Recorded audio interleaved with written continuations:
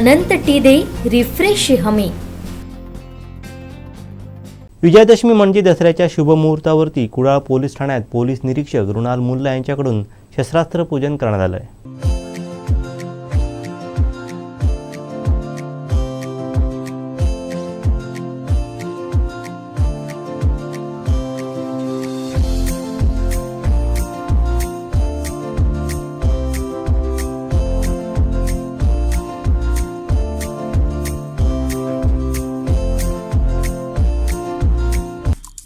आमचे दिवसभरातले सर्व अपडेट्स, ताज्या घडामोडी आणि थेट लाईव्ह पाहण्यासाठी सबस्क्राईब करा, लाईक करा कोकणचं नंबर 1 महा चॅनल कोकणसाद लाईव्हचं YouTube चॅनल।